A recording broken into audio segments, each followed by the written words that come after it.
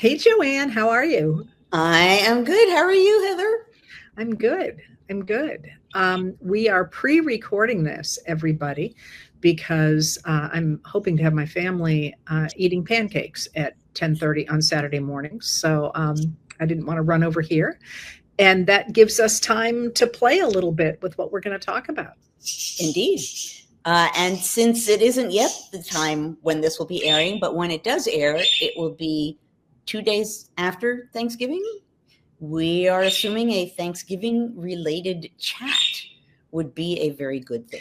Well, and it's interesting. I actually was looking on social media the other day, and somebody was saying, why is it that Thanksgiving tends to have pretty clear menu items on it, and the rest of American holidays really don't? But for Thanksgiving, we all tend to have pretty similar, some idea of what kind of foods we'll have.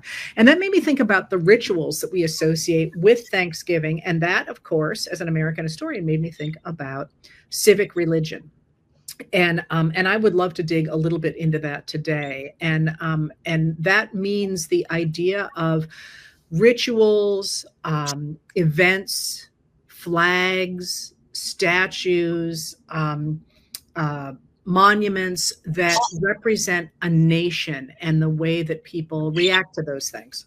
And that along with those things bestow a sort of special sense of an usness, right? That you, I think before when we mentioned this, you sort of, I can't remember whether you used the word sort of a holiness to it, but certainly a specialness to it, that there's something that needs to be protected and guarded because it represents us in a special kind of way that isn't necessarily there every day of the year or every place where we go. Well, and Thanksgiving certainly rises to that. Once upon a time lived in London, and we were there over the Thanksgiving holiday, and we were a little bit amused because there was this sense that, this was some sort of American ritual that they didn't really understand, but they were willing to try and do everything they could to make it work. So it was a little bit funny because they're like, we're not going to intrude on you on Thanksgiving. It's like, really? I love Thanksgiving. It's my favorite holiday for many reasons, but it's not like a religious holiday that way at all. It's okay if you stop by. In fact, you're more than welcome to stop by. And it's not like we have special prayers or anything. It's I know, just but even the name of it would make people think that, right? I have to just mention for 2 seconds, I spent a semester abroad at the where was I? I was in England, in the Midlands, for a semester. I didn't know that. Where were you? At Warwick, University of Warwick. And I decided I would make Thanksgiving dinner for my dorm hall. Let us just say that I'm not a cook. And I went to Tesco or wherever I went, and I bought all the foods, and I didn't know what I was doing. And it ended up being me and one of the people who worked in the building helping me figure out what to do with a turkey. I was like, well, there's 2 holes. Like, what's the good hole? What's the bad hole? It wasn't good. But I did it. I ended up making Thanksgiving. I don't know what kind of a job I did explaining why it was important, but it was the same sort of thing. It was like, we know this is important. I was like, it's important, and I will do this for you, and we will celebrate as an us. That actually is what it ended up being. We will be us. Yeah. Yes, and we had the other Americans in our circle over for a Thanksgiving dinner, and it was, as I recall, I think it was the day that Margaret Thatcher stepped down. I could be making that up. It was about the time she did it. So we ended up having the TV on, which is absolutely not my usual style, but I still remember it's sort of the whole thing going on. So let's do really quickly where we get a Thanksgiving, because that's an important part of the ritual, and then partly where we get the foods that belong to it, which is interesting too. Right. So, I mean, in a sense, you could say that can you hear the bird head? I was going to say Rosie is convinced that when the word food comes up, she needs to be part of the party, or else maybe she's pissed off that we're about to talk about eating birds. Birds, that's just what I was going to say. I'm so sorry, bird. I'm really sorry. Yeah, no, she's really got it going. Anyway, so initially, days of Thanksgiving had a long tradition, right? And they were literally what they sound like. Let us give thanks for fill in the blank. And they were religious holidays. Right. Not And they were holidays giving thanks to God, right? So that there was that component to it. When in 1789, so the government just starts, apparently both houses of Congress asked newly installed President George Washington to declare a day of thanks. And the day of thanks explicitly, and I guess I hadn't focused on it until this morning, Heather, when you and I were talking, he's giving thanks for the opportunity to create a good form of government. He's giving thanks for the fact that we have arrived at a place where we've created a good form of government that will protect our security and protect our liberty. And he's giving thanks for both actually civic and religious freedom, right? It actually, although it has a religious dimension to it, it's giving thanks for our government and the fact that it is beginning and we have had the opportunity to create it and launch it. Sort of wrapped up in that is also that we fought a revolution, we won a revolution. So it's giving thanks for a historical moment, in essence, which is not the way that we don't, when we think about Thanksgiving, I think Americans generally think about somehow or other pilgrims. But what we're talking about today and what Washington was talking about is something very, very different. Well, interestingly enough, the Wampanoags and the Pilgrims did, in fact, share a meal in the fall of 2021. No, a little bit earlier, 1621.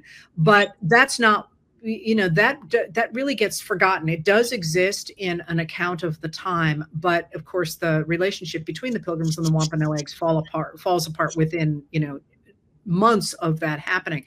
So people didn't pay that much attention to that event until it gets rediscovered in the 1840s. And one of the reasons people focus on it in the 1840s is Sarah Josepha Hale, who is a newspaper editor or magazine editor, believes that by focusing on those sorts of rituals, she can help to paper over the growing divide between the North and the South. Us. And she really thinks that that's going to work. In fact, it doesn't. I mean, that's going to happen later on, but surprise. Yeah, right. She really lobbies a bunch of people to do that. But the reason that we started actually having an established Thanksgiving is Abraham Lincoln, because in 1862, a number of state governors were really worried because the North was losing enthusiasm for the fight because they kept losing it. Essentially, they kept losing until the end of 1862. I always tell my students that if they're in jeopardy and it's the $1 million question, if the battle is before 1863, probably the South wins. And if it's after 1863, probably the North wins. And so in 62, a number of, I think it's 17 governors, maybe I'm wrong about that, get together and not, they don't get together. They have in their states days of Thanksgiving to say, we promise this is going to be worth it. And in 63, after Gettysburg and Vicksburg, which are major Northern victories, Lincoln has a day of Thanksgiving. And then in 64, that's really when he establishes it in November and says, we as a nation need to give thanks, not just for these victories, but also because the country has become so much stronger. He calls out immigration. He says, we've got immigrants, which is a great thing coming into our nation, and we've got freedom for Black Americans. This is also huge. And we have managed to grow and change and keep an increasingly prosperous country together in the midst of this terrible civil war. And that's what gives us that real anchor for Thanksgiving, which again speaks exactly to what Washington is doing with this idea of giving thanks that we are a nation.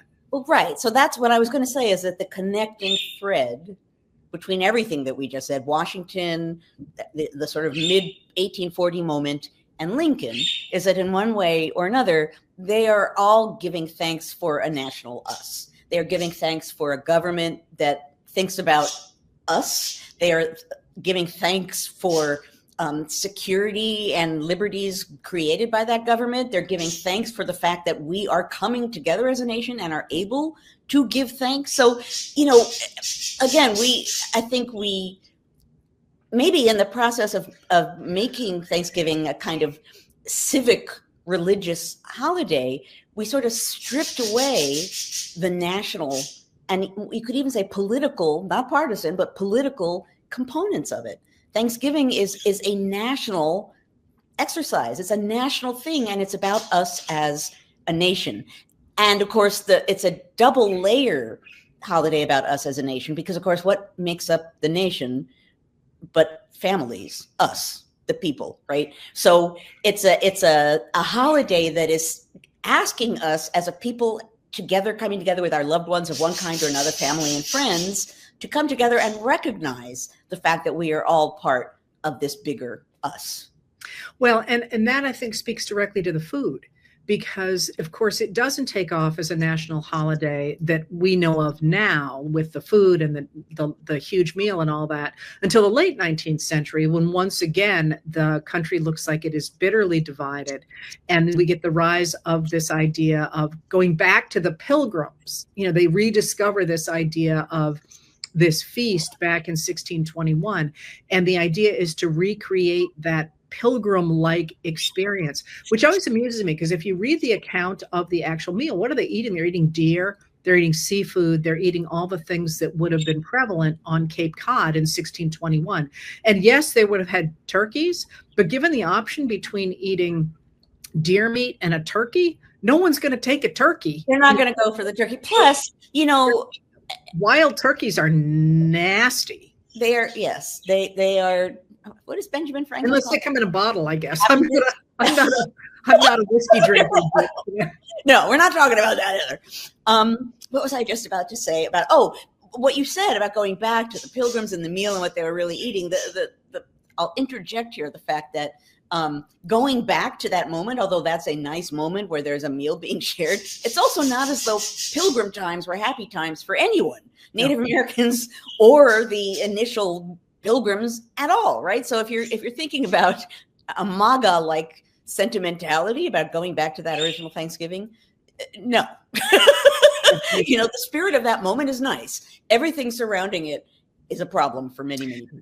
It is. You know, it's really funny. I've been digging a little bit into Canadian history, and boy, you know, you forget, at least I do as a 19th century scholar, just how much starving went on in those early years, and even in the 19th century. You know, the starving times, at least around here, we still have land named after starving times where you know, people didn't make it. And that's another reason why Thanksgiving and harvest holidays exist. Right? There was a time of food. Yeah. So not even just a moment to celebrate something specific with food. It was a time where you were harvesting and you actually had, ideally, if the harvest went well, food for people. And that was a happy time. Yeah. Yeah. So this also, of course, entirely layers over harvest festivals. Exactly. One of the reasons I love it. And honestly, I always love this season because it's the beginning of the year for us, right? You know, September is the beginning of the school year. That my calendar has always gone September to September to August. Always. This first year that hasn't. Oh, see, I thought what you were saying was no, because after Thanksgiving, there's 1 week left of school. That's where I was going. Yeah, well, there is that too. Yeah. But I kind of love the whole food thing because there's the turkey, right? Which my children now cook, and you know, I do love to cook, and my children now do it, and they spatchcock it, and you know, do all these which means they cut it up and they inject it with things, and it's way quicker and it's way better than, you know, the big thing lying on a platter. But you have on the table things that remind you of your parents, even your grandparents. Right. And one of the things that I really love about how Thanksgiving has changed is over the years, as different people have been around that table, we have adopted their family traditions. So one of my kids' roommates came from college one year, and I always say to people, what will make it home for you to have on the table? Like, what do I need to have on the table for you to feel like this is your Thanksgiving? And one of the students one year, my kids' roommates one year, said mac and cheese. And that mac and cheese, it is, man. You know, my kids will not permit there not to be mac and cheese on the table. But that strikes me as something I didn't have growing up, but that I see that mentioned a lot. So it has now in my head come to be a Thanksgiving food, which makes me happy because I love mac and cheese. But so it got injected in the sense into your table. I approve of mac and cheese as being part of Thanksgiving. But you're right. Like, I bet if we asked random people who are going to be watching this things that they had at their Thanksgiving table, we would get all kinds of things that had never occurred to us. We'd get the things you expect, right? The turkey, the stuffing, probably cranberry sauce, maybe mashed potatoes and some kind of vegetable so you can feel virtuous while you're having all the carbs. And, so maybe sweet potato pie or pumpkin pie. Some of these things are the things I love. You got a happy expression on your face when I said. Well, just what you just said, sweet potato pie or sweet potatoes with the marshmallows on them. Yes. Totally Southern. That is totally Southern. There were no marshmallows in Plymouth, right? Well, that would be true. That would be true. Yeah. Well, right. So that our Thanksgiving tables, in ways that we don't even know, represent the nation. And that's an example right there. Sitting in Massachusetts having Thanksgiving, if you've gotten, sweet potatoes with the marshmallows or sweet potato pie, you've got the South incorporated right into your dinner table. Yeah. So the thing that I think is interesting about this, and even the fact we're talking about it, is that it seems to me, and I'm sort of just spitballing here, that those civic rituals, and more than just Thanksgiving, the Pledge of Allegiance, which, by the way, rises the same time we get that late 19th century rise of the Thanksgiving table. The things where we celebrate the nation really seem to me to have fallen into disrepair after the Vietnam War and after Watergate, and after the American participation in the overthrow of the Chilean government in 1973. And some of the other things that the United States was doing primarily in Latin America, but also elsewhere. There was this sense that if you celebrated American democracy, that you were somehow on the far right, that you were attacking civil liberties, you were attacking other nations, and so on. And while those things are true, those things happened, and it's really important that we have those under our belts always, losing that civic identity strikes me as being one of the reasons we are where we are, that people have forgotten how important democracy is. And that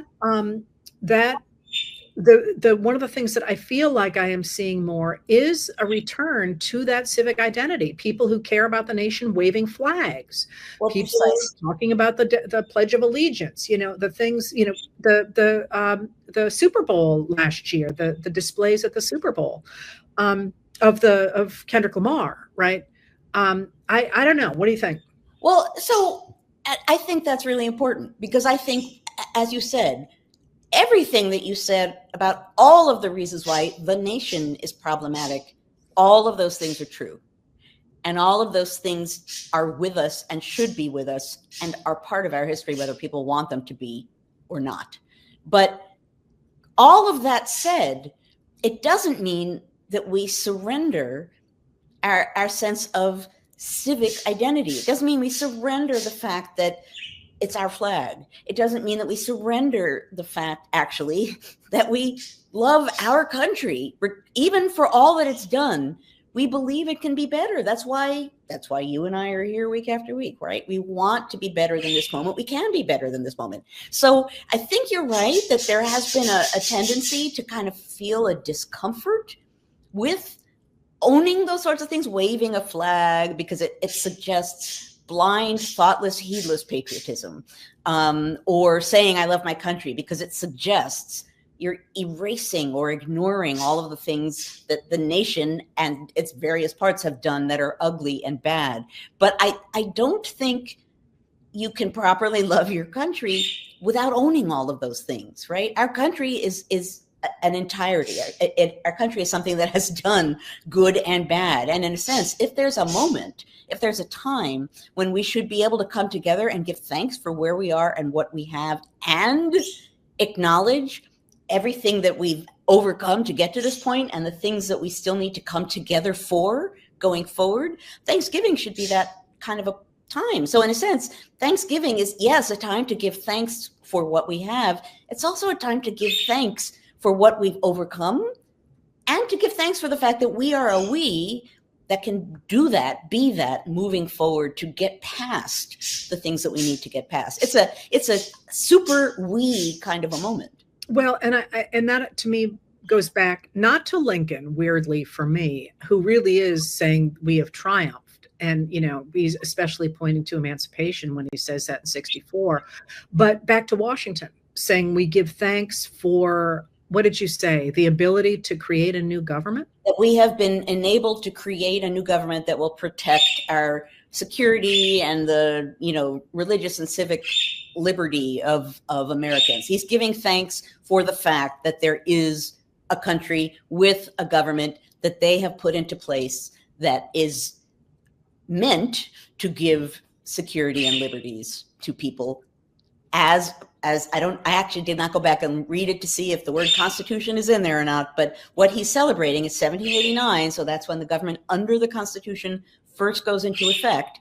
That is what he's celebrating, is the creation of the government under the Constitution. Well, so it feels to me in this moment, 2025, that people are doing the same thing again. When I look at how many references I now see and hear to the Constitution, to the principles of democracy, if you think about it, 10 years ago, man, we did not see that. I really remember, for me, what was the turning point was, I wrote about it when I ended up on the professor watch list about, caring about America, which would have been 2016, right after when Charlie Kirk started it, right after Trump was elected. But the time I really saw it going public and sort of going viral was when Alexander Vindman was testifying before the Congress in Trump's first impeachment trial.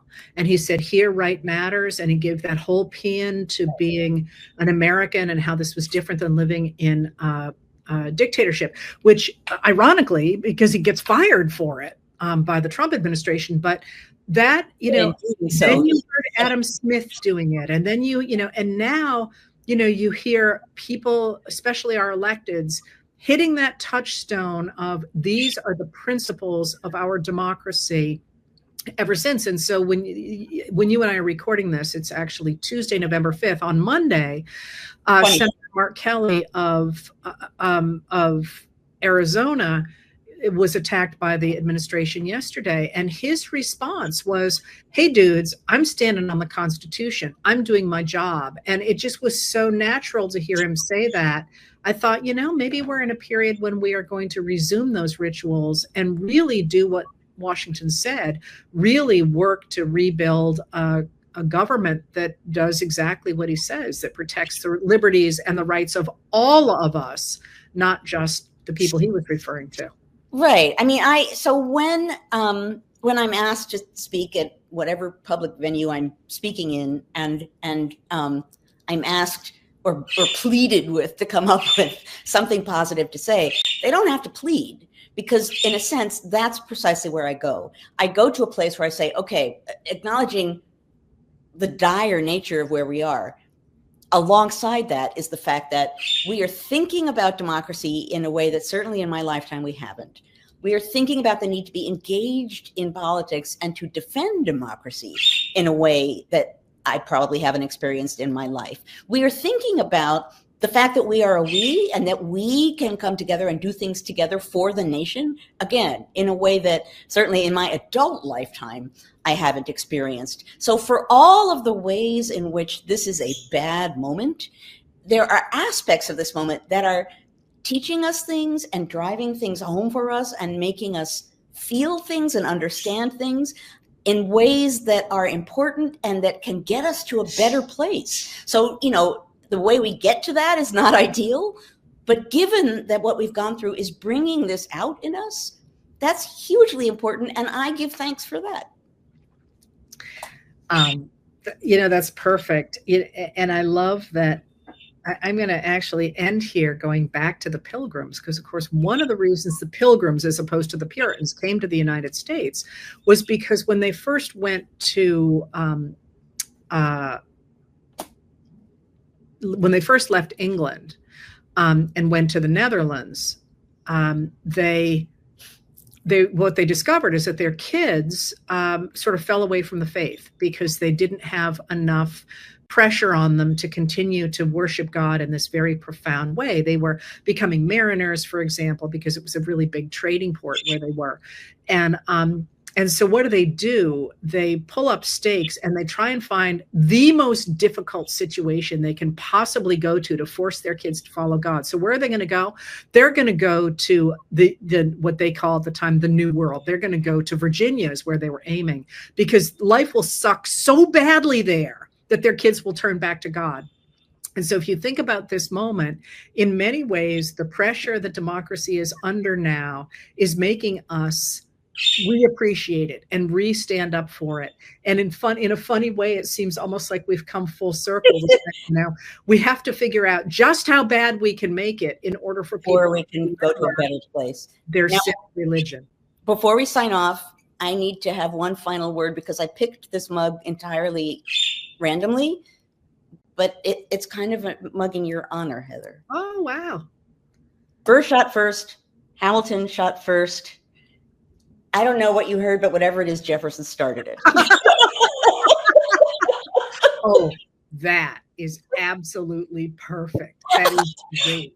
I didn't think of it. I didn't think of it before pulling it down to drink out of, but it is in your honor, Heather. There you go. There you go.